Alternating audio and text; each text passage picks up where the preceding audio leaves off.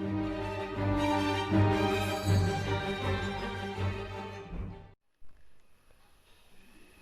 Students, എല്ലാവരും improvement പരീക്ഷയ്ക്കുള്ള തയ്യാറെടുപ്പിലായിരിക്കും. നമ്മൾ improvement എക്സാംസിന് പഠിക്കുമ്പോൾ കഴിയുന്നതും ക്വസ്റ്റ്യൻസും ആൻസേഴ്സുമായിട്ട് പഠിക്കുകയാണെങ്കിൽ അത് കുറച്ചുകൂടെ പരീക്ഷയെ എളുപ്പമാക്കാൻ സഹായിക്കും. അപ്പോൾ മാഷ് ഇവിടെ ചെയ്യുന്നത് ഓരോ ചാപ്റ്ററിലെയും ഇതുവരെയായിട്ട് പബ്ലിക് എക്സാമിന് ചോദിച്ച പബ്ലിക് എക്സാമിനും ഇംപ്രൂവ്മെൻറ്റ് എക്സാമിനും ഒക്കെ ആയിട്ട് ചോദിച്ചിട്ടുള്ള കുറച്ച് ചോദ്യങ്ങളും ഉത്തരങ്ങളുമാണ് വിശദീകരിക്കുന്നത്. അപ്പോൾ ആ ചോദ്യങ്ങളും ഉത്തരങ്ങളും പറയുമ്പോൾ അതിൻ്റെ കൂടെ അതിനോടനുബന്ധിച്ച ചില ഇമ്പോർട്ടൻറ്റ് പോയിൻറ്റ്സുകളും വിശദീകരിക്കുന്നുണ്ട്. അപ്പോൾ എല്ലാവരും കറക്റ്റായിട്ട് ഈ ചോദ്യങ്ങൾ മനസ്സിലാക്കി വയ്ക്കുക, അതിൻ്റെ ഉത്തരങ്ങൾ പഠിച്ചു വയ്ക്കുക. ഓക്കെ, അപ്പോൾ ഓരോ ചാപ്റ്ററുകളായിട്ടാണ് നമ്മൾ പറഞ്ഞു പോകുന്നത്. നിങ്ങൾക്കറിയാം, നമ്മുടെ ആദ്യത്തെ ചാപ്റ്റർ 1 ഫിസിക്കൽ വേൾഡാണ്. പൊതുവേ അല്ലേ, നമ്മളത് വളരെ ചെറിയൊരു ചാപ്റ്റർ ആയതുകൊണ്ട് തന്നെ പ്രത്യേകമായിട്ട് പരിഗണിക്കാറില്ല. എങ്കിലും ഒരു മാർക്ക് നിർബന്ധമായിട്ടും ആ ഒരു ചാപ്റ്ററിൽ നിന്ന് ചോദിക്കാറുണ്ട്. ഓക്കെ, അപ്പോൾ ഇതുവരെയായിട്ടുള്ള പരീക്ഷയ്ക്കൊക്കെ ഒന്നാമത്തെ ചോദ്യം മിക്കവാറും ഫിസിക്കൽ വേൾഡ് എന്ന് പറയുന്ന ചാപ്റ്ററിലെ ചോദ്യമായിരിക്കും. അപ്പോൾ ഒരു മാർക്കാണെങ്കിലും നമ്മളതിന് അതിൻ്റേതായ ഇമ്പോർട്ടൻസ് കൊടുക്കണം. അപ്പോൾ മാഷ് ഈ ഒരു ചാപ്റ്ററിൽ ഫിസിക്കൽ വേൾഡ് എന്ന് പറയുന്ന ചാപ്റ്ററിൽ ചോദിച്ചിട്ടുള്ള, അതായത് മാർച്ച് 2010 മുതൽ നമ്മുടെ 2020 വരെ, അതായത് നിങ്ങൾ തന്നെ എഴുതിയ ഈ ലാസ്റ്റ് എക്സാം വരെ ചോദിച്ചിട്ടുള്ള ചോദ്യങ്ങളാണ് ഇവിടെ തയ്യാറാക്കിയിട്ടുള്ളത്. അപ്പോൾ ഓരോ ചോദ്യങ്ങളും കറക്റ്റായിട്ട് പഠിക്കുക, അതിൻ്റെ ഉത്തരങ്ങളും അതിനോടനുബന്ധിച്ചുള്ള മറ്റ് പോയിൻറ്റ്സുകളും പഠിച്ചു വയ്ക്കുക. ഓക്കെ, അപ്പോൾ നമുക്ക് ചോദ്യത്തിലേക്ക് കടക്കാം. അപ്പോൾ നോക്കൂ, ഒന്നാമത്തെ ചോദ്യം, what are the fundamental forces in nature? മലയാളത്തിൽ പറഞ്ഞു കഴിഞ്ഞാൽ പ്രകൃതിയിലെ അടിസ്ഥാന ബലങ്ങൾ ഏതൊക്കെയാണ്? അപ്പോൾ ഇത് പലപ്പോഴായിട്ട് ചോദിക്കാറുണ്ട്. ചിലപ്പോൾ ഒരു 1 മാർക്കിൻ്റെ, അതായത് 1/2 മാർക്ക് വെച്ച് ഓരോ ഫോഴ്സിനും വരുന്ന രീതിയിൽ 2 മാർക്കിനോ 1 മാർക്കിനോ ഒക്കെ ആയിട്ട് ചോദിക്കാറുണ്ട്. അപ്പോൾ ഏതൊക്കെയാണ്? ഓൾറെഡി നിങ്ങൾക്ക് അറിയുന്ന കാര്യങ്ങൾ തന്നെയാണ്. What are the fundamental forces in nature ചോദിച്ചു കഴിഞ്ഞാൽ gravitational force, week force, electro magnetic force, strong nuclear force. ഇതിൽ വീക്ക് ഫോഴ്സിനെ നമ്മൾ വീക്ക് ന്യൂക്ലിയർ ഫോഴ്സ് എന്ന് പറയാറുണ്ട്, സ്ട്രോങ് ഫോഴ്സിനെ സ്ട്രോങ് ന്യൂക്ലിയർ ഫോഴ്സ് എന്നും പറയാറുണ്ട്. അപ്പോൾ ഈ 4 ഫണ്ടമെൻ്റൽ ഫോഴ്സുകൾ ഏതൊക്കെയാണെന്ന് നിർബന്ധമായിട്ടും പഠിച്ചു വയ്ക്കുക. Okay, what are the fundamental forces? അടിസ്ഥാന ബലങ്ങൾ. മലയാളത്തിൽ ചോദിക്കുമ്പോൾ അങ്ങനെയാണ് ചോദിക്കുക. അപ്പോൾ ഗ്രാവിറ്റേഷണൽ ഫോഴ്സ് എന്ന് എഴുതുക, week nuclear force, electro magnetic force, strong nuclear force. ഇനി നോക്കൂ, നമ്മൾ ഈ പറഞ്ഞ 4 ഫണ്ടമെൻ്റൽ ഫോഴ്സുകൾക്ക് അതിൻ്റേതായ ചില പ്രത്യേകതകളുണ്ട്. അപ്പോൾ ആ പ്രത്യേകതകളും ചോദ്യങ്ങളായിട്ട് വരാറുണ്ട്. ആദ്യത്തെ നമ്മുടെ ഗ്രാവിറ്റേഷണൽ ഫോഴ്സ്. ഗ്രാവിറ്റേഷണൽ ഫോഴ്സിൻ്റെ പ്രത്യേകത, ആ ഫോഴ്സാണ് പ്രകൃതിയിലെ ഏറ്റവും ദുർബലമായ ബലം. എന്ന് വെച്ചാൽ the weakest force in nature. Okay, the weakest, ഏറ്റവും ദുർബലമായ ഫോഴ്സാണ് ഗ്രാവിറ്റേഷണൽ ഫോഴ്സ്. അതേ ഗ്രാവിറ്റേഷൻ്റെ തന്നെ മറ്റൊരു പ്രത്യേകതയാണ്, അത് ലോങ് റേഞ്ച് ഫോഴ്സാണ്. എന്താ ലോങ് റേഞ്ച് എന്ന് പറഞ്ഞാൽ? അല്ലേ, എത്ര അകലം വരെയും ആ ഒരു ഗ്രാവിറ്റേഷണൽ ഫോഴ്സ് അനുഭവപ്പെടും. അപ്പോൾ അത് അനുഭവപ്പെടുന്ന അകലം എന്ന് പറയുന്നത് വളരെ കൂടുതലാണ്. അതുകൊണ്ടാണ് അതിനെ ലോങ് റേഞ്ച് ഫോഴ്സ് എന്ന് പറയുന്നത്. ഇനി ഗ്രാവിറ്റേഷണൽ ഫോഴ്സിൻ്റെ കാര്യത്തിൽ ഒരു കാര്യം കൂടെ ഓർത്ത് വയ്ക്കണം.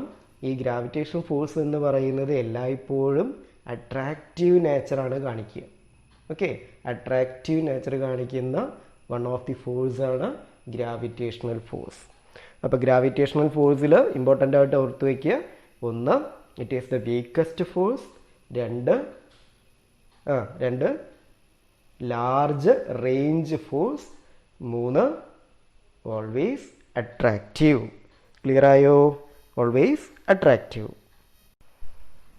ഇനി നോക്കൂ, നമ്മുടെ ന്യൂക്ലിയർ ഫോഴ്സ് എടുത്തു കഴിഞ്ഞാൽ അതായത് സ്ട്രോങ് ന്യൂക്ലിയർ ഫോഴ്സ് എന്ന് പറയാറുണ്ട്, സിംപ്ലി ന്യൂക്ലിയർ ഫോഴ്സ് എന്നും പറയാറുണ്ട്. ഈ ന്യൂക്ലിയർ ഫോഴ്സ് ആണ് നേച്ചറിലെ ഏറ്റവും സ്ട്രോങ് ആയിട്ടുള്ള ഫോഴ്സ്. ഏറ്റവും ശക്തി കൂടിയ ബലം എന്ന് പറയുന്നത് ന്യൂക്ലിയർ ഫോഴ്സ് ആണ്. അപ്പോൾ which is the strongest force in nature എന്ന് ചോദിച്ചു കഴിഞ്ഞാൽ സ്ട്രോങ് ന്യൂക്ലിയർ ഫോഴ്സ്. ഓക്കെ, ഈ ന്യൂക്ലിയർ ഫോഴ്സിൻ്റെ റേഞ്ച് എങ്ങനെയായിരിക്കും? എവിടെയാണ് ആക്ച്വലി ന്യൂക്ലിയർ ഫോഴ്സ് അനുഭവപ്പെടുക? എവിടെയാ? ന്യൂക്ലിയസിനകത്ത് അല്ലേ? അതെന്തിനു വേണ്ടിയിട്ടാ? ന്യൂക്ലിയസിനകത്ത് പ്രോട്ടോൺസ് ഉണ്ട്, ന്യൂട്രോൺസ് ഉണ്ട്. ഈ പ്രോട്ടോൺസ് എന്ന് പറയുന്നത് ഒരേ ചാർജാണ് അല്ലേ? എങ്കിലും അവ തമ്മിൽ എന്തുണ്ടാവും? ഒരേ ചാർജാണെങ്കിൽ റിപ്പൾഷൻ ഉണ്ടാവും അല്ലേ?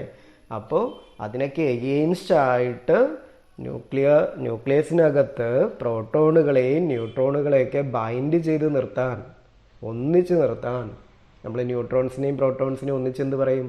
ന്യൂക്ലിയോൺസ് എന്നാണ് പറയുക. അപ്പോൾ ഈ ന്യൂക്ലിയോൺസിനെ അതിനകത്ത് വളരെ ചെറിയൊരു കുഞ്ഞു സ്ഥലത്ത് ബൈൻഡ് ചെയ്ത് വെക്കാൻ കൊടുക്കുന്ന ഫോഴ്സാണ് ഏത്? Nuclear force. അപ്പോൾ അതാണ് സ്ട്രോങ്, വളരെ സ്ട്രോങ് ആണ്. അപ്പോൾ അതിൻ്റെ റേഞ്ച് എങ്ങനെയായിരിക്കും? ന്യൂക്ലിയസിൻ്റെ വലുപ്പം അല്ലേ? എന്ന് വെച്ചാൽ വെരി ഷോർട്ട് റേഞ്ചാണ് സ്ട്രോങ് ന്യൂക്ലിയർ ഫോഴ്സിന് വരുന്നത്. ഓക്കെ, വളരെ ചെറിയ റേഞ്ച്. അപ്പോൾ നോക്കൂ, മാഷി പറഞ്ഞ പോയിന്റുകളാണ് ഈ ചോദ്യങ്ങളായിട്ട് നമ്മൾ ഇവിടെ കൊടുത്തിട്ടുള്ളത്. ഏതൊക്കെയാ? ഒന്ന്, which is the weakest force in nature. അപ്പോൾ what is your answer? Gravitational force. Which is the strongest force in nature? Strong nuclear force. Which is the long range force? അല്ലേ, വളരെ റേഞ്ച് കൂടിയ ഫോഴ്സ് ഏതാ? Gravitational force. Which is the shortest range of force? Shortest range force.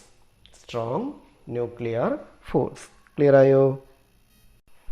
ഇനി പലപ്പോഴും നമ്മുടെ ഈ fundamental ഫോഴ്സുകളെ ഒന്ന് compare ചെയ്യാൻ പറയും. കമ്പയർ ചെയ്യുന്നത് അവയുടെ സ്ട്രെങ്ത് അനുസരിച്ചാണ്. സ്ട്രെങ്ത് എന്ന് പറഞ്ഞാൽ ശക്തി. അപ്പോൾ compare the strength of fundamental forces in nature. പ്രകൃതിയിൽ കാണുന്ന അടിസ്ഥാന ബലങ്ങളുടെ ശക്തിക്കനുസരിച്ച് അവയെ ഓർഡർ ചെയ്യുക, ക്ലാസിഫൈ ചെയ്യുക എന്നാണ് ചോദിക്കുക. അപ്പോൾ ആദ്യം അതിൻ്റെ ഓർഡർ ഒന്ന് മനസ്സിലാക്കി വയ്ക്കുക. എന്നിട്ട് അതിന് പെർട്ടിക്കുലർ വാല്യൂസ് നമുക്ക് കൊടുക്കാം. ആദ്യം അതിൻ്റെ ഓർഡർ. ഏറ്റവും വീക്ക് ഏതായിരുന്നു, അല്ലെങ്കിൽ ഏറ്റവും സ്ട്രോങ് ഏതാണെന്ന് തുടങ്ങിയിട്ട് വേണം നമ്മൾ ചെയ്യാൻ. അപ്പോൾ നമുക്ക് ഏറ്റവും സ്ട്രോങ് ഏതാണ്? Nuclear force. ഓക്കെ, തൊട്ട് താഴെ വരുന്നത് ഏതായിരിക്കും? Electro magnetic force. പിന്നെ വരുന്നത് വീക്ക് ഫോഴ്സ് എന്ന് വെച്ചാൽ വീക്ക് ന്യൂക്ലിയർ ഫോഴ്സ്. ദെൻ വരുന്നത് ഗ്രാവിറ്റേഷണൽ ഫോഴ്സ്. അപ്പോൾ നമ്മൾ വെറുതെ ഒരു ഓർഡർ പോലെ എഴുതി കഴിഞ്ഞാൽ, അതായത് ഹയസ്റ്റ് അല്ലെങ്കിൽ സ്ട്രോങ്ങസ്റ്റ് ടു വീക്കസ്റ്റ്, നമ്മളൊരു ഓർഡർ പോലെ എഴുതി കഴിഞ്ഞാൽ എങ്ങനെ എഴുതുക? Strong nuclear force greater than electro magnetic force greater than week nuclear force greater than gravitational force. നേരെ തിരിച്ചാണ് നിങ്ങളോട് ഓർഡർ ചെയ്യാൻ പറയുന്നതെങ്കിൽ ഗ്രാവിറ്റേഷണൽ ഫോഴ്സ് ലെസ് ദാൻ, അല്ലേ? ലെസ് ദാൻ ഏതാ പറയുക? Week nuclear force less than electro magnetic force less than strong nuclear force. അപ്പോൾ ഇതാണ് അവയുടെ ഓർഡർ എഴുതാൻ പറഞ്ഞു കഴിഞ്ഞാൽ. ഇനി നമ്മൾ പലപ്പോഴും എക്സാമിന് ചോദിക്കുക അതിൻ്റെ വാല്യൂസ് പോലെ ഓർഡർ ഓഫ് മാഗ്നിറ്റ്യൂഡ് നമ്മൾ പറയും. Order of magnitude. അപ്പോൾ ഓർഡർ ഓഫ് മാഗ്നിറ്റ്യൂഡ് വൈസ് എഴുതാൻ പറഞ്ഞു കഴിഞ്ഞാൽ നമ്മളതൊരു റേഷ്യോ പോലെ മാഷ് അവിടെ കൊടുത്തിട്ടുണ്ട്. കണ്ടോ? എഫ് എൻ കാണിക്കുന്നത് എന്താണ്? Nuclear force is to F E electromagnetic force is to F W എന്ന് പറയുന്നത് weak force is to F G എന്ന് പറയുന്നത് gravitational force will be equal to 1:10⁻² is to 10⁻13 is to 10⁻39. Okay, 10⁻39. അപ്പോൾ ഇങ്ങനെ എഴുതി കാണിച്ചാൽ അതെന്താണ് മീൻ ചെയ്യുന്നത്? അതായത് ഇപ്പോൾ നമ്മൾ ന്യൂക്ലിയർ ഫോഴ്സിന് 1 എന്ന് കൊടുക്കുകയാണെങ്കിൽ അപ്പോൾ അതുമായിട്ട് കമ്പയർ ചെയ്യുമ്പോൾ ഗ്രാവിറ്റേഷണൽ ഫോഴ്സ് എത്രയുണ്ടാവുള്ളൂ? 1ൻ്റെ 10⁻39 പാർട്ടേ ഉണ്ടാവും. അതായത് 1/10⁻39. അതായത് ഈ ഒരു ചോദ്യത്തിൻ്റെ പല രീതിയിൽ ചോദിക്കാം. അപ്പോൾ just find what is the ratio of nuclear force to gravitational force. Okay, any two particles തമ്മിലുള്ള ന്യൂക്ലിയർ ഫോഴ്സും ഗ്രാവിറ്റേഷൻ ഫോഴ്സും തമ്മിലുള്ള റേഷ്യോ. അത് പാർട്ടിക്കിൾ പ്രത്യേകം പറയുന്നൊന്നുമില്ല, ഏത് പാർട്ടിക്കിൾസ് ആവാം. അപ്പോൾ അതിൻ്റെ റേഷ്യോ ചോദിക്കുമ്പോൾ നമ്മൾ എന്താ പറയുക, 1:10⁻³ അതായത് ന്യൂക്ലിയർ ഫോഴ്സിനെ നമ്മൾ 1 എന്ന് കൊടുക്കുകയാണെങ്കിൽ ഗ്രാവിറ്റേഷൻ ഫോഴ്സ് എത്ര ഉണ്ടാവുള്ളൂ, 10⁻³ -39 എന്ന് പറഞ്ഞാൽ പോയിന്റ് അല്ലേ 000 എന്ന് എഴുതിയിട്ട് അത്രയും ചെറിയ വാല്യൂ ആയിട്ടാണ് ഗ്രാവിറ്റേഷൻ ഫോഴ്സിനെ കാണിക്കുന്നത്. അപ്പോൾ ഈ ഇതിലെ ഓരോ ഫോഴ്സുകളും തമ്മിലുള്ള കമ്പാരിറ്റീവ് റേഷ്യോസ് ആണ് നമ്മൾ ഈ കാണിച്ചിട്ടുള്ളത്. ന്യൂക്ലിയർ ഫോഴ്സിനെ 1 എന്ന് എടുത്തു കഴിഞ്ഞാൽ ഇലക്ട്രോ മാഗ്നറ്റിക് ഫോഴ്സ് 10⁻² മാത്രമേ ഉണ്ടാവൂ. അതേ ടൈമിൽ വീക്ക് ന്യൂക്ലിയർ ഫോഴ്സ് എന്ന് പറയുന്നത് 10⁻13 ഉണ്ടാവൂ. ഓക്കെ, ഗ്രാവിറ്റേഷൻ ഫോഴ്സ് എന്ന് പറയുന്നത് 10⁻39 ആയിരിക്കും. അപ്പോൾ ഇത് നമ്മൾ ഓർഡർ ഓഫ് മാഗ്നിറ്റ്യൂഡിലാണ് എഴുതിയിട്ടുള്ളത്. അപ്പോൾ ഈ വാല്യൂസ് ഒന്ന് ഓർത്ത് വയ്ക്കുക. പരീക്ഷയ്ക്ക് പല കോമ്പിനേഷൻസ് ആയിട്ട് ചോദിക്കാറുണ്ട്, ചിലപ്പോൾ ഒന്നിച്ച് തന്നെ ചോദിക്കാറുണ്ട്. ഇനി നമ്മൾ നേരത്തെ പറഞ്ഞ 4 ഫണ്ടമെൻ്റൽ ഫോഴ്സസ് ഏതൊക്കെ സിറ്റുവേഷൻസിലാണ് എറേസ് ചെയ്യുന്നത് എന്ന് വെച്ചാൽ ഉണ്ടാവുന്നത്, ഏതൊക്കെ സിറ്റുവേഷൻസിലാണ് they are acting to play, എപ്പോഴാണ് ഇത് അനുഭവപ്പെടുന്നത്, അല്ലെങ്കിൽ ഏത് സിറ്റുവേഷനിലാണ് ഈ ഓരോ ഫണ്ടമെൻ്റൽ ഫോഴ്സും വരുന്നത്. ഇപ്പോൾ ഗ്രാവിറ്റേഷണൽ ഫോഴ്സ് ഓൾറെഡി നമ്മളതിൽ ഏതൊക്കെ പഠിച്ചു കഴിഞ്ഞതാണ്, നമ്മളൊന്നും കൂടി ഒന്ന് റിവൈൻഡ് ചെയ്യുന്നു അല്ലെങ്കിൽ റീഫ്രഷ് ചെയ്യുന്നു എന്നേ ഉള്ളൂ. അപ്പോൾ ഗ്രാവിറ്റേഷൻ ഫോഴ്സ് നിങ്ങൾക്കറിയാം, Newton's universal law of gravitation പറയുന്നതിന് എങ്ങനെയാണ്, any 2 masses in the universe. അപ്പോൾ ഏത് 2 വസ്തുക്കൾക്കിടയ്ക്കും ഉണ്ടാകുന്ന അല്ലെങ്കിൽ അനുഭവപ്പെടുന്ന ബലമാണ് ഗ്രാവിറ്റേഷണൽ ഫോഴ്സ്. ഓക്കെ, അപ്പോൾ ആ രീതിയിലാണ് ഗ്രാവിറ്റേഷണൽ ഫോഴ്സ് ഓർത്ത് വയ്ക്കേണ്ടത്. അത് ഏത് 2 ബോഡി ആവാം. എം എന്ന് പറയുന്ന മാസ് എന്ന് പറയുന്ന ഒരു പ്രോപ്പർട്ടി ഉണ്ടെങ്കിൽ അവിടെ എന്തുണ്ടാവും, ഗ്രാവിറ്റേഷണൽ ഫോഴ്സ് ഉണ്ടായിരിക്കും. ഇനി നമ്മുടെ വീക്ക് ഫോഴ്സ് അല്ലെങ്കിൽ വീക്ക് ന്യൂക്ലിയർ ഫോഴ്സ് എന്ന് പറയുന്നത് എപ്പോഴാണ് ഉണ്ടാവുന്നത്? വീക്ക് ഫോഴ്സ് നമ്മൾ പറയുന്നത് റേഡിയോ ആക്ടിവിറ്റിയിലാണ്. ഇപ്പോൾ റേഡിയോ ആക്ടിവിറ്റിയിൽ നിങ്ങൾ alpha particle, beta particle, gamma particles ഒക്കെ കേട്ടിട്ടുണ്ട് അല്ലേ? അപ്പോൾ ഈ റേഡിയോ ആക്ടിവിറ്റിയിലാണ് നമ്മൾ വീക്ക് ന്യൂക്ലിയർ ഫോഴ്സ് എന്ന് പറയുന്ന കൺസെപ്റ്റ് വിശദീകരിക്കുന്നത്, അല്ലെങ്കിൽ അവിടെയാണ് ഈ ഒരു ഫോഴ്സ് ഉണ്ടാവുന്നത്. ഇനി നോക്കൂ, third one, electro magnetic force. Electro magnetic force എന്ന് പറയുന്നത് ചാർജുള്ള ഏത് 2 പാർട്ടിക്കിളും തമ്മിൽ എന്തുണ്ടായിരിക്കും, ഇലക്ട്രോ മാഗ്നറ്റിക് ഫോഴ്സ് ഉണ്ടാവും. ഓക്കെ, നമ്മുടെ ഇലക്ട്രോസ്റ്റാറ്റിക്സിൽ നമ്മളിപ്പോൾ പഠിച്ചു, നമ്മുടെ സെക്കൻഡ് ഇയറിലെ ആദ്യത്തെ ചാപ്റ്റർ ഇലക്ട്രോസ്റ്റാറ്റിക്സിൽ ഇലക്ട്രോസ്റ്റാറ്റിക് ഫോഴ്സ് അല്ലേ പഠിക്കുന്നുണ്ടല്ലോ. അപ്പോൾ ഇതിൽ മാഗ്നറ്റിസം കൂടെ വരുമ്പോഴാണ് ഇലക്ട്രോ മാഗ്നറ്റിക് ഫോഴ്സ് എന്ന് പറയുന്നത്. അപ്പോൾ ഇലക്ട്രോ മാഗ്നറ്റിക് ഫോഴ്സ് എന്ന് പറയുന്നത് ഏത് 2 ചാർജ്ഡ് പാർട്ടിക്കിൾ തമ്മിൽ അനുഭവപ്പെടുന്ന ബലമാണ് ഇലക്ട്രോ മാഗ്നറ്റിക് ഫോഴ്സ്. ഇനി നോക്കൂ, the last one, strong force അല്ലെങ്കിൽ സ്ട്രോങ് ന്യൂക്ലിയർ ഫോഴ്സ് എവിടെയാണ് ഉണ്ടാവുക? നേരത്തെ പറഞ്ഞു, ന്യൂക്ലിയസിനകത്ത് അല്ലേ, ന്യൂട്രോൺസുകളെയും പ്രോട്ടോൺസുകളെയും ഒന്നിച്ച് ബൈൻഡ് ചെയ്ത് നിർത്താനുള്ള ഫോഴ്സിനെ എന്ത് പറയുക, nuclear force. Neutrons and protons. Okay, അതായത് അവയെ നമ്മൾ ഒന്നിച്ച് പറയുക ന്യൂക്ലിയോൺസ് എന്നാണ്. അപ്പോൾ നോക്കൂ, മാഷ അവിടെ കൊടുത്തിട്ടുള്ള ചോദ്യങ്ങളൊന്ന് വായിച്ചു നോക്കൂ. 7ാമത്തെ ക്വസ്റ്റ്യൻ എന്താണ്? The force between any 2 masses അല്ലെങ്കിൽ body in the universe is dash. അപ്പോൾ പറയേണ്ടത് ഗ്രാവിറ്റേഷണൽ ഫോഴ്സ് എന്നാണ്. ഓക്കെ, 8ാമത്തെ ചോദ്യം ഏതാണ്? The force arising in the radioactivity is dash. ഏതാണ്? Weak force. 9th one, the force between any 2 charged particles, electromagnetic force.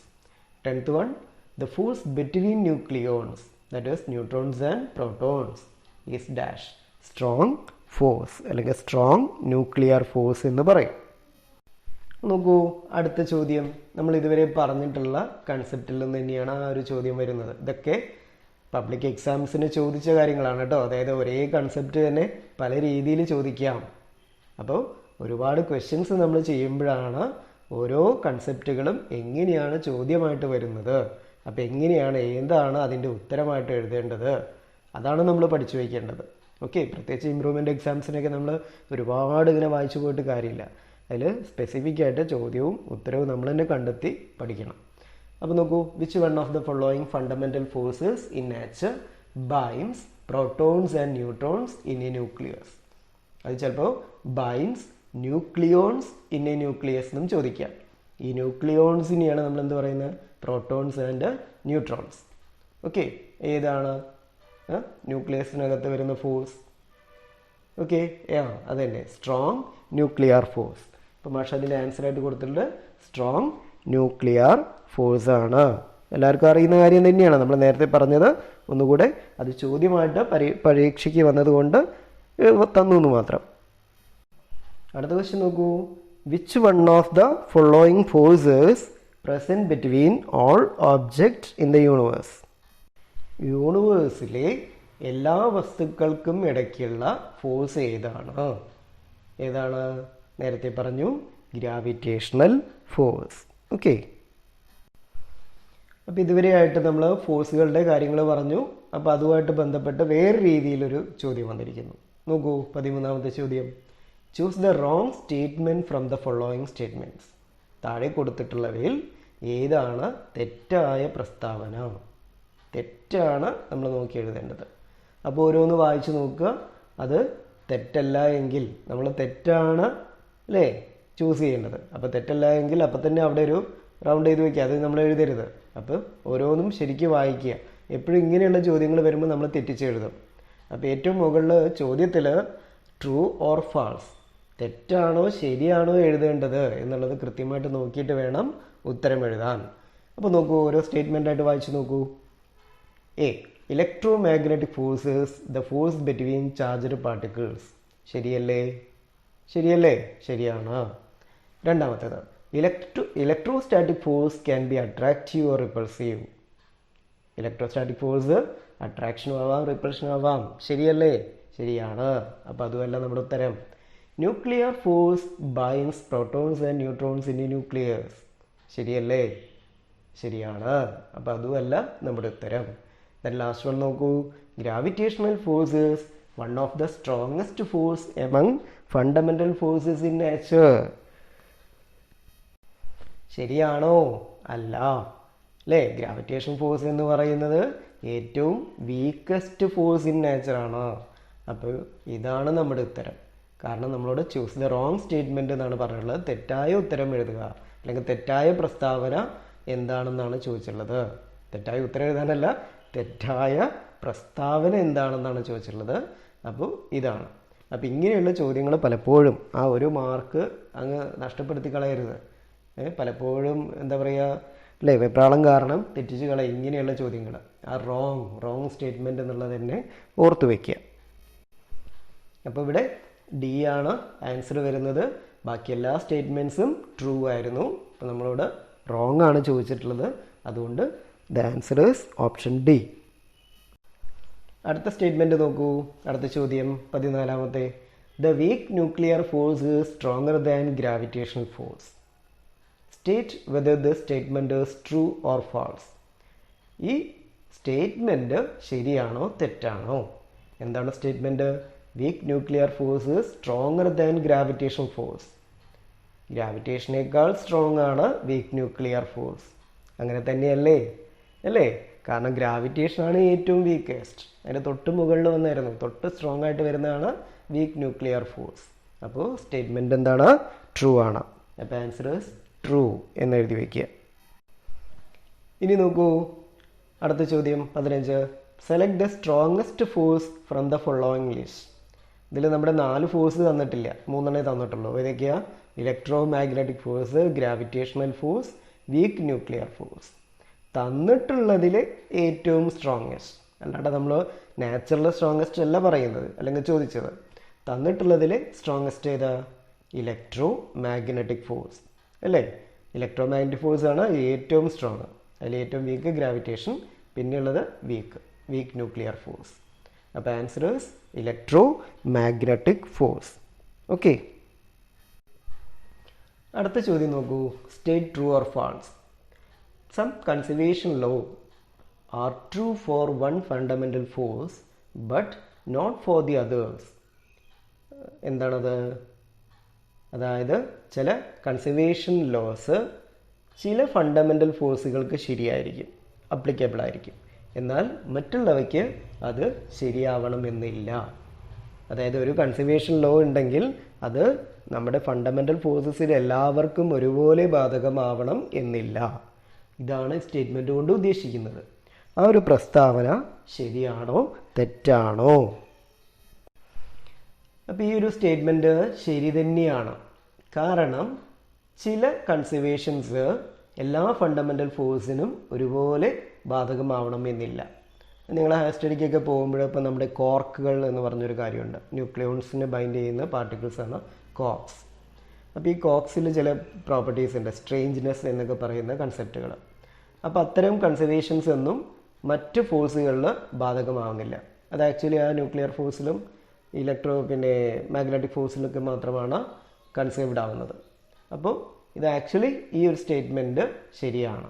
അതായത് some conservation laws are true for one fundamental force but not for the others. മറ്റുള്ളവയ്ക്ക് അത് ബാധകമാവില്ല. ഓക്കെ, 17th one. The branch of physics that was developed to understand and improve the working of heat engines is dash. എന്താണ്? Heat എൻജിൻസിൻ്റെ വർക്കിങ്ങും അല്ലേ അതിൻ്റെ പ്രിൻസിപ്പിളും കാര്യങ്ങളൊക്കെ study ചെയ്യുന്ന ഒരു ബ്രാഞ്ച് ഏതാണെന്നാണ് ചോദിക്കുന്നത്. ഇതിലേതാണ്? അപ്പോൾ ഓരോ ബ്രാഞ്ചുകളും ഏതൊക്കെയാണെന്ന് നമുക്ക് അറിഞ്ഞിരിക്കണം.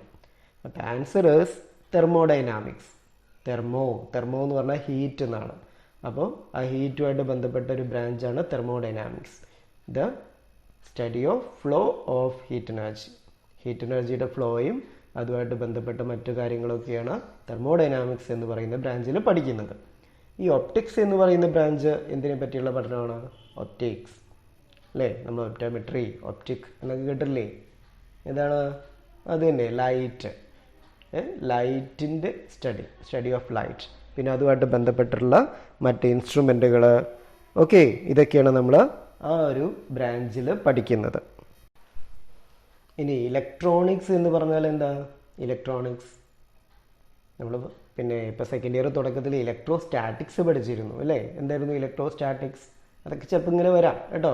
കാരണം ഇത് ഫിസിക്കൽ വേൾഡിലെ ഒരു ഭാഗം എന്ന് പറയുന്നത് ഇതാണ്. നമ്മുടെ ഫിസിക്സിൻ്റെ സ്കോപ്പൊക്കെ എക്സ്പ്ലെയിൻ ചെയ്യുമ്പോൾ ഇങ്ങനെ ചില ബ്രാഞ്ചുകളെ പറ്റി പറയുന്നുണ്ട്. അപ്പോൾ ഏതെങ്കിലും ഒന്നോ രണ്ടോ ബ്രാഞ്ചുകളൊക്കെ ഈ രീതിയിൽ ഒബ്ജക്റ്റീവ് ടൈപ്പിൽ ചോദിക്കാം. അപ്പോൾ ബ്രാഞ്ചുകളുടെ പേര് കേൾക്കുമ്പോൾ അതുമായിട്ട് എന്താണ് അതിൻ്റെ ഏത് ടേമുമായിട്ടാണ് അതിൻ്റെ ബന്ധം എന്നുള്ളതൊന്ന് പഠിച്ചു വയ്ക്കണം, ഒന്ന് ഓർത്ത് വയ്ക്കുക. അത് മിക്കവാറും ആ വേർഡുകൾ തന്നെ ഉണ്ടാവും. ചില ബ്രാഞ്ചുകളുടെ പേര് കേൾക്കുമ്പോൾ തന്നെ നിങ്ങൾക്കത് മനസ്സിലാവും. ഇലക്ട്രോണിക്സ് എന്തായിരുന്നു? അതിന് മുമ്പ് ഇലക്ട്രോസ്റ്റാറ്റിക്സ് എന്താ? നിങ്ങൾ സെക്കൻഡ് ഇയർ ഇപ്പോൾ നമ്മൾ തുടങ്ങിയില്ലേ electrostatics? Study of electric charge at റെസ്റ്റിലിരിക്കുന്ന ഇലക്ട്രിക് ചാർജുകളുടെ പഠനം. അതിൻ്റെ നേരെ ഓപ്പോസിറ്റാണ് ഇലക്ട്രോ ഡൈനാമിക്സ്. ഇലക്ട്രോ ഡൈനാമിക്സ് എന്ന് പറഞ്ഞാൽ ഫ്ലോ ആണ് ഉദ്ദേശിക്കുന്നത്. അതിലാണ് കറണ്ട് ഇലക്ട്രിസിറ്റിയൊക്കെ വരുന്നത്. ഇലക്ട്രോ ഡൈനാമിക്സ് എന്ന് പറയുമ്പോൾ moving charges, the study of moving charges ആണ്. അപ്പോൾ ഇലക്ട്രോണിക്സ് എന്ന് പറഞ്ഞാൽ എന്തായിരിക്കും? അത് ഇലക്ട്രോണിക്സ് നമ്മൾ സെക്കൻഡ് ഇയറിൽ സെമി കണ്ടക്ടേഴ്സ് എന്ന് പറയുന്ന ഒരു ചാപ്റ്ററിൽ പഠിക്കുന്നുണ്ട്. അപ്പോൾ അവിടെ നമ്മൾ പഠിക്കുന്നത് actually the emission of electrons, the behavior and the controlling of movement of electrons. Actually അവിടെ നമ്മൾ ട്രാൻസിസ്റ്റർ, സെമി കണ്ടക്ടിങ് ഡയോഡ്സ് അങ്ങനെയുള്ള കാര്യങ്ങളൊക്കെയാണ് ആ ഒരു ബ്രാഞ്ചിൽ ഡീൽ ചെയ്യുന്നത്. അപ്പോൾ ഇലക്ട്രോണിക്സിൽ നമ്മൾ പറയുന്ന എമിഷൻ ഓഫ് ഇലക്ട്രോൺസും അതിൻ്റെ ബിഹേവിയർ, അതിൻ്റെ മൂവ്മെൻറ്റിൻ്റെ കൺട്രോളൊക്കെ എങ്ങനെയാണെന്നുള്ള കാര്യങ്ങളാണ്. അതിനുപയോഗിക്കുന്ന ഡിവൈസുകളും. അത് ശരിക്കും ഒരു ടെക്നിക്കൽ, ഒരു എൻജിനീയറിംഗ് ബ്രാഞ്ചാണ് ഇലക്ട്രോണിക്സ് എന്ന് പറയുമ്പോൾ. അപ്പോൾ ഇതിൽ വരുന്ന 4 ബ്രാഞ്ചസിൽ നമ്മുടെ ഹീറ്റ് എഞ്ചിനുമായിട്ട് ഡീൽ ചെയ്യുന്നത് തെർമോ ഡൈനാമിക്സ് ആണ്. അപ്പം നമ്മളുടെ ഈ ചോദ്യത്തിൻ്റെ ഉത്തരം ഏതാണ്? Thermo dynamics. ഓക്കെ, ഇനി നോക്കൂ, ഫണ്ടമെൻ്റൽ ഫോഴ്സസിൽ നിന്ന് തന്നെ ഇങ്ങനെയും ഒരു ചോദ്യം വരാം. ചോദ്യം എങ്ങനെയാ? Pick the odd one out from the following forces. എന്താ ഈ odd one? ODD1, odd one. Odd എന്ന് പറഞ്ഞാൽ ഒറ്റയ്ക്ക് നിൽക്കുന്നതാണ്. കുറേ എണ്ണം തന്നു കഴിഞ്ഞാൽ അതിലാരുമായിട്ട് ബന്ധമില്ലാതെ ഒറ്റയ്ക്ക് നിൽക്കുന്ന ഒരാളുണ്ടായിരിക്കും. അയാൾ കണ്ടുപിടിക്കുക എന്നാണ് ഉദ്ദേശിക്കുന്നത്. അപ്പം ഇങ്ങനെ ഏത് ചാപ്റ്ററിൽ നിന്നും ഇങ്ങനെ ഒരു ചോദ്യം വരാം. ഓക്കെ, ഒറ്റയ്ക്ക് നിൽക്കുന്നയാളെ കണ്ടുപിടിക്കുക, കൂട്ടത്തിൽ പെടാത്തയാളെ കണ്ടുപിടിക്കുക. അതാണ് pick the odd one out from the following forces എന്ന് ചോദിച്ചു കഴിഞ്ഞാൽ ഉദ്ദേശിക്കുന്നത്. നമുക്ക് തന്നിട്ടുള്ള ഓപ്ഷൻസ് ഏതൊക്കെയാ? Gravitational force, viscous force, weak nuclear force, electro magnetic force. അപ്പം ഇങ്ങനെയുള്ള ചോദ്യങ്ങൾ വരുമ്പോൾ നമുക്കിപ്പോൾ ഇതിൽ ഓഡ് വൺ അറിയില്ലെങ്കിൽ മറ്റ് ഫോഴ്സുകളുടെ ഒരു കണക്ഷൻ നോക്കുക. ഇപ്പം നോക്കൂ, ഇതിലെ gravitational, weak nuclear, electro magnetic മൂന്നും ഫണ്ടമെൻ്റലാണ് നമ്മൾ പഠിച്ചതല്ലേ. അപ്പോൾ വിസ്കസ് ഫോഴ്സ് ആ കൂട്ടത്തിലുണ്ടോ? ഇല്ല. അപ്പം നമ്മുടെ ആൻസർ ഏതായിരിക്കും? Viscous force. കാരണം അതാണ് ഓഡ് വൺ. ഫണ്ടമെൻ്റൽ ഫോഴ്സസിൽ പെടാത്ത വൺ ഓഫ് ദി ഫോഴ്സ് അതിനകത്ത് കൊടുത്തിട്ടുണ്ട്. ഏതാണ്? Viscous force. അപ്പം നമ്മുടെ ആൻസർ വരുന്നത് വിസ്കസ് ഫോഴ്സ്. അടുത്ത ചോദ്യം നോക്കൂ. The gravitational forces always attractive, whereas electrostatic forces attractive as well as repulsive. The ratio of electrostatic force and gravitational force between two protons is dash. അതായത് gravitational force എല്ലായ്പ്പോഴും അട്രാക്റ്റീവാണ്, electrostatic force അട്രാക്ഷനും ആവാം റിപ്പൾഷനും ആവാം. എങ്കിൽ രണ്ട് പ്രോട്ടോൺസിനിടയ്ക്കുള്ള ഇലക്ട്രോസ്റ്റാറ്റിക് ഫോഴ്സിൻ്റെയും ഗ്രാവിറ്റേഷണൽ ഫോഴ്സിൻ്റെയും റേഷ്യോ എന്തായിരിക്കും? അല്ലെങ്കിൽ എന്താണെന്ന് നമ്മൾ കണ്ടുപിടിച്ച് ചെയ്ത് കാണിക്കേണ്ട, എന്താണ് അതിന് ഓപ്ഷൻ തിരഞ്ഞെടുക്കണം. പക്ഷെ നമുക്ക് ഓപ്ഷൻ തിരഞ്ഞെടുക്കണമെങ്കിൽ എന്തറിയണം? അത് ചെയ്യാൻ അറിയണ്ടേ? ഓക്കെ, എങ്ങനെയാണ് ചെയ്യുക? എങ്ങനെയാണ് നമ്മൾ ചെയ്യുക? നിങ്ങൾ ഇലക്ട്രോസ്റ്റാറ്റിക് ഫോഴ്സ് ഇപ്പോൾ സെക്കൻഡ് ഇയറിൻ്റെ തുടക്കത്തിൽ പഠിച്ചു. രണ്ട് ചാർജുകൾ തമ്മിലുള്ള ഇലക്ട്രോസ്റ്റാറ്റിക് ഫോഴ്സിൻ്റെ ഇക്വേഷൻ എന്തായിരുന്നു? 1/4πε0 Q1 Q2/r². ഇവിടെ അത് രണ്ട് പ്രോട്ടോൺസ് ആണ് തന്നിട്ടുള്ളത്. ഓക്കെ, ഇനി അതേ രണ്ട് പ്രോട്ടോണുകൾ തമ്മിലുള്ള ഗ്രാവിറ്റേഷണൽ ഫോഴ്സ് എന്തായിരിക്കും? അത് അല്ലേ ഫസ്റ്റ് ഇയറിൽ നമ്മൾ പഠിച്ചതല്ലേ, F = G m1m2 /r². അപ്പോൾ ഇവിടെ ദൂരം തുല്യമാണ്, രണ്ടിലും ഒരേപോലെയാണ്. അപ്പോൾ r² നമുക്കങ്ങ് ക്യാൻസൽ ചെയ്യാം. ഇനി നിങ്ങളതൊന്ന് ചെയ്ത് നോക്കൂ. പക്ഷെ എപ്പോഴും പറയാറുണ്ട്, ഈ കാര്യം വീഡിയോസ് കാണുമ്പോഴും ഈ നോട്ട്സ് വായിക്കുമ്പോഴും അല്ലേ പഠിക്കുമ്പോഴെല്ലാം നമ്മൾ പേനയും പേപ്പറും കയ്യിലെടുക്കുക. ഒന്ന് ചെയ്ത് നോക്കൂ. അതിൽ r² സെയിം ആണ്, അപ്പോൾ അതങ്ങ് ക്യാൻസൽ ചെയ്ത് പോകും. അപ്പോൾ ഇലക്ട്രോസ്റ്റാറ്റിക് ഫോഴ്സ് ആദ്യം എഴുതുക, F = 1/4πε0 Q1 Q2/r². എഴുതിയോ? ഇനി അതേപോലെ F ഗ്രാവിറ്റേഷൻ എന്ന് എഴുതിയേ, F ഗ്രാവിറ്റേഷൻ = G m1m2/r². ഇനി നമുക്ക് ഇതിൻ്റെ റേഷ്യോ ചോദിച്ചു കഴിഞ്ഞാൽ അത് ഡിവൈഡ് ചെയ്തിട്ടാണ് കണ്ടുപിടിക്കുക. അപ്പോൾ F electrostatic force / F gravitation. അപ്പോൾ അപ്പുറത്തെ സൈഡ് എന്ത് ചെയ്യണം? 1/4πε0 Q1 Q2/r² / G m1m2/r². അതിൽ രണ്ടിലും r² കോമൺ അല്ലേ, അതങ്ങോട്ട് വെട്ടിയേക്കൂ. എന്നിട്ട് ഇതിൻ്റെ വാല്യൂസ് എല്ലാം നിങ്ങൾക്കറിയാം. പ്രോട്ടോണിൻ്റെ ചാർജ് എത്രയെന്നറിയാം, മാസ് എത്രയെന്നറിയാം, എല്ലാം ഒന്ന് സബ്സ്റ്റിറ്റ്യൂട്ട് ചെയ്ത് കൊടുക്കൂ. എന്താ നോക്കുന്നത്? ചെയ്യാൻ പറ്റുന്നില്ലേ? 1/4πε0 എന്തായിരുന്നു അതിൻ്റെ വാല്യൂ? 9 × 10⁻9 എന്ന് കൊടുക്കുക. ഇനി പ്രോട്ടോണിൻ്റെ ചാർജ് എത്രയാ? ഇലക്ട്രോണിൻ്റെ ചാർജ് തന്നെയാണ്. അപ്പോൾ അതങ്ങ് എഴുതുക, 1.6 × 10⁻19 എന്നാണ് വരിക അല്ലേ. അപ്പോൾ രണ്ടും സെയിം അല്ലേ, Q1 ഉം Q2 ഒരേ ചാർജ് ആയതുകൊണ്ട് സ്ക്വയർ എന്ന് കൊടുത്താൽ മതി. അതായത് 1.6 × 10⁻19 സ്ക്വയർ എന്നിടൂ. എഴുതിയോ? ഇനി ഡിവൈഡഡ് ബൈ ഗ്രാവിറ്റേഷനിലെ G എന്ന് പറഞ്ഞാൽ ഗ്രാവിറ്റേഷണൽ കോൺസ്റ്റൻറ്റ്. ഓർമ്മയുണ്ട് അതിൻ്റെ വാല്യൂ എത്രയാ? 6.6 × 10⁻27 അല്ലേ, 27 എന്ന് എഴുതുക. ഇനി m1 m2 എന്ന് പറയുന്നത് പ്രോട്ടോണിൻ്റെ മാസുകളാണ് കൊടുക്കേണ്ടത്. എന്തായിരുന്നു? 1.6 × 10⁻27 എന്നാണ് കൊടുക്കേണ്ടത്. ഇലക്ട്രോണല്ല, പ്രോട്ടോണാണ് കേട്ടോ. അപ്പോൾ പ്രോട്ടോണിൻ്റെ മാസാണ് കൊടുക്കേണ്ടത്, തെറ്റി എഴുതരുത്. അപ്പോൾ അത് ഒരേ സംഭവം തന്നെയല്ലേ, m1 m2 തുല്യമല്ലേ. അപ്പോൾ അത് സ്ക്വയർ എന്നിട്ടാൽ മതി. ഞാൻ ഒന്ന് ചെയ്ത് നോക്കൂ. സോൾവ് ചെയ്ത് കഴിഞ്ഞാൽ നിങ്ങൾക്ക് കിട്ടുന്നത് 10⁻36 എന്ന് കിട്ടും. ഓക്കെ, 10⁻36. അപ്പം നമ്മുടെ ആൻസർ വരുന്നത് എത്രയാ? 10⁻36. അപ്പം ഇങ്ങനെയുള്ള ചോദ്യങ്ങൾ വന്നു കഴിഞ്ഞാൽ അത് സ്വന്തമായിട്ടൊന്ന് ചെയ്ത് നോക്കുക. ഇത് ഓൾറെഡി നിങ്ങൾ പഠിച്ചത് തന്നെയാണ് ആ 2 ഫോഴ്സുകളും. അപ്പോൾ നമുക്കതിൻ്റെ വാല്യൂസൊക്കെ അറിയുന്നതാണ്. അപ്പം നേരെ അത് കൊടുക്കുക, ആൻസറിലേക്ക് എത്തുക. അപ്പോൾ ഇവിടെ ആ റേഷ്യോസിൽ ആ ഓർഡറാണ്, അല്ലെങ്കിൽ 10ൻ്റെ പവറാണ് ചോദിച്ചത്. അപ്പോൾ 10⁻36 എന്നാണ് വരിക. അപ്പോൾ the last question 20th one, match the following. ഇത് നമ്മൾ പബ്ലിക് എക്സാമിനാണ് ഇങ്ങനെയുള്ള ചോദ്യങ്ങൾ വരാറ്. അപ്പോഴേക്കും നമ്മൾ എല്ലാ ചാപ്റ്ററുകളിലുമായിട്ട് ഒരുപാട് കൺസെപ്റ്റുകൾ നമ്മൾ പഠിച്ചു കഴിയുന്നുണ്ട്. അപ്പോൾ ആക്ച്വലി ഈ ഒരു മാച്ച് ദ ഫോളോയിങ്ങിൽ നമ്മൾ പല ചാപ്റ്ററുകളിൽ പഠിക്കുന്ന, അതായത് ഫിസിക്കൽ വേൾഡിലുള്ളതും പല ചാപ്റ്ററുകളിലും പഠിക്കുന്ന ചില കൺസെപ്റ്റുകൾ വരുന്നുണ്ട്. അപ്പോൾ നോക്കൂ, 2 ബോക്സസ് അല്ലെങ്കിൽ 2 കോളംസിൽ കൊടുത്തിട്ടുള്ള ടേംസ് ഒന്ന് നോക്കൂ. ഏതൊക്കെയാണ്? ലെഫ്റ്റ് സൈഡിലെ കോളംസിൽ fundamental force, Newton's first law, strong force, Kepler's law, circular motion, Newton's third law. Second കോളത്തിലോ planetary motion, centripetal force, recoil of gun, nuclear force, inertia, gravitational force. Okay, ശരിക്കൊന്ന് നോക്കിയേ. അപ്പോൾ എപ്പോഴും മാച്ച് ദ ഫോളോയിങ് ചോദ്യങ്ങളിൽ നമുക്ക് അറിയുന്ന combinations ആദ്യം അങ്ങോട്ട് മാച്ച് ചെയ്യുക. നന്നായിട്ട് അറിയുന്ന കോമ്പിനേഷൻസ് മാച്ച് ചെയ്യുക.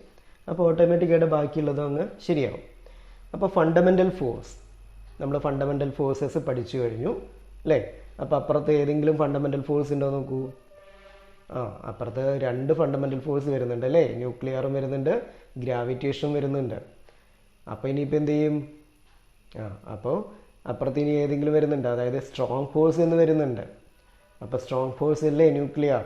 അപ്പോൾ നമ്മൾ ഫണ്ടമെൻ്റൽ ഫോഴ്സിന് ഗ്രാവിറ്റേഷൻ ഫോഴ്സ് മാച്ച് ചെയ്യുന്നു. പിന്നെയോ സ്ട്രോങ് ഫോഴ്സിന് ന്യൂക്ലിയർ ഫോഴ്സും മാച്ച് ചെയ്യുന്നു. ഇനി നോക്കൂ, Newton's first law. First law എന്തിനെ പറ്റിയാണ് പഠിപ്പിക്കുന്നത്, അല്ലെങ്കിൽ എന്തിനെ പറ്റിയാണ് പറയുന്നത്? ഇനേർഷ്യ അല്ലേ? അതിനെ നമ്മൾ ലോ ഓഫ് ഇനേർഷ്യ എന്നും പറയാറില്ലേ? അപ്പോൾ ന്യൂട്ടൺസ് ഫസ്റ്റ് ലോ നമ്മൾ ഇനേർഷ്യ ആയിട്ട് മാച്ച് ചെയ്യുന്നു. സ്ട്രോങ് ഫോഴ്സ് നേരത്തെ പറഞ്ഞു, ന്യൂക്ലിയർ ഫോഴ്സ്. ഇനി കെപ്ലേഴ്സ് ലോ നിങ്ങൾ പ്ലാനറ്ററി മോഷനിൽ പഠിക്കുന്നതല്ലേ അല്ലേ?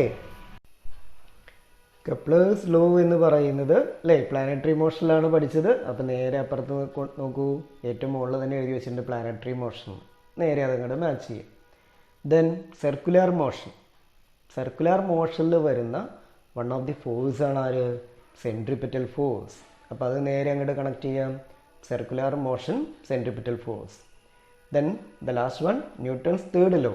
തേർഡ് ലോ എപ്പോഴും നമ്മൾ പഠിക്കുന്നതാണ് അല്ലേ? ആക്ഷൻ റിയാക്ഷൻ എന്നുള്ളതിൽ എപ്പോഴും നമ്മളതായിട്ട് കണക്ട് ചെയ്യാം. അപ്പോൾ third law, Newton's third law.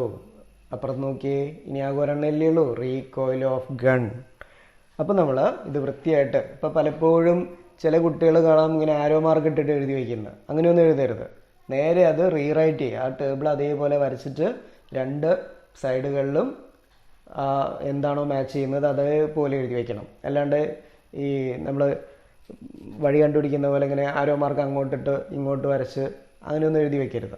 അപ്പോൾ നോക്കൂ, അതിൻ്റെ ആൻസറായിട്ട് നമ്മൾ എഴുതി കഴിഞ്ഞാൽ fundamental force, gravitation force. Newton's first law, inertia. Strong force, nuclear force.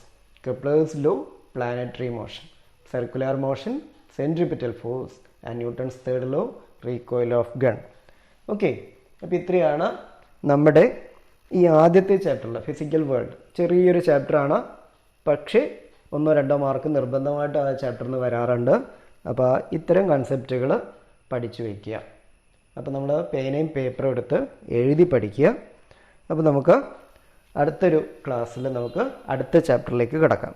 ഇങ്ങനെ ഓരോ ചാപ്റ്ററിലും നമ്മുടെ പ്രീവിയസ് എക്സാം ചോദ്യങ്ങളാണ് പറയുന്നത്. അപ്പോൾ ഈ പരീക്ഷാ ചോദ്യങ്ങളുമായിട്ട് കൂടുതൽ ഫെമിലിയർ ആയി കഴിഞ്ഞാൽ തന്നെ നമുക്ക് പരീക്ഷ വളരെ എളുപ്പമാവും.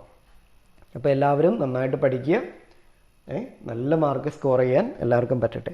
ഓക്കെ, അപ്പോൾ അടുത്ത ചാപ്റ്ററായിട്ട് നമുക്ക് കാണാം. Bye. Have a nice day. Thank U.